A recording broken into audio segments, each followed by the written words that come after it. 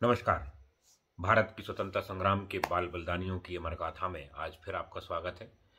भारत को आज़ादी के लिए संघर्षों का अपना एक बड़ा इतिहास आप लोग सुनते रहे हैं, मगर ये इतिहास सिर्फ अंग्रेजों से लड़ने भर का नहीं था। ये इतिहास तो बहुत लंबे समय रहा था। अंग्रेजों से तो सिर्फ हमने आखिरी बार अपनी सत्ता हासिल की और तब से हम स्वतंत्र हैं, स्वराज अपना आस में आ गया है। मगर उसके पहले कई लड़ाई लड़ी थी।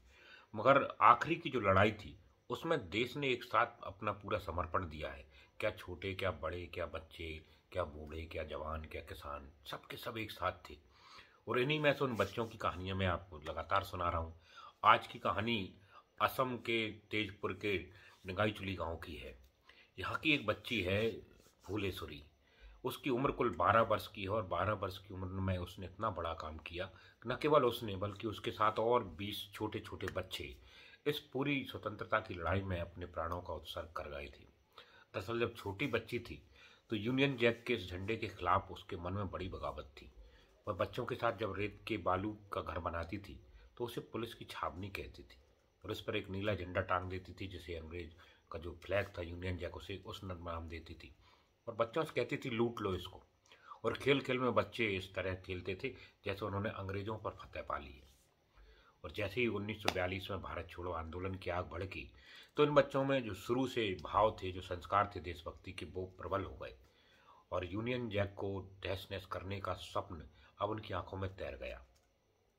फुलेश्वरी ने तय किया कि जब देश भर के तमाम सारे स्थानों पर सरकारी बिल्डिंगों में तिरंगे फहराए जा रहे हैं तो क्यों ना हमारी चौकी पर भी तिरंगा होना चाहिए।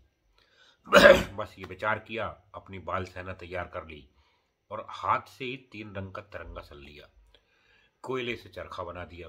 उस समय अशोक स्तंभ या चक्र नहीं था, ये चरखा हुआ करता था हमारे नेशनल उसमें फ्लैग में।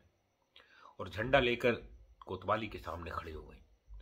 मगर बच्चे अकेले थोड़ी थे, बच्चों के साथ उनके परिवार के लोग, गांव के लोग, पूरा बड़ा समुदाय था।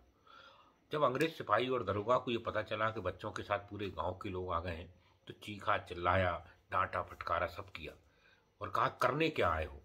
तो बच्ची फूली बोली कि इस पूरी की पूरी बिल्डिंग पर हम तिरंगा फहराना चाह रहे हैं, यूनियन जैक को निकाल कर बाहर फेंकना चाह रहे हैं।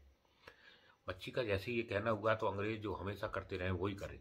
बाहर आकर बात करने की जरूरत नहीं पड़ी, बिल्डिंग में अंदर खड़े खड़े गोलियां चलाना शुरू कर दी। सीधे सीने भेदती जा रही थी गोलियां। कहाँ उम्र देखती हैं। पहली गोली नायक जो होता है उसी को लगती है और इसमें भी सबसे पहली गोली का सामना फूलेश्वरी नहीं किया। न केवल फूलेश्वरी ने बल्कि 20 और बच्चे भी भारत माता पर अपने प्राण पुष्प अर्पित कर चुके थे।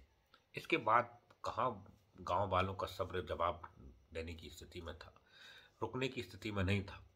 इसके बाद तो ऐसा आंदोलन हुआ, विप्लव ऐसा हुआ, इतनी उग्रता हुई कि आंदोलन चरम पर पहुंचा और पूरे के पूरे गांव ने स्वतंत्रता की इस लड़ाई को आखिरी तक ले गए।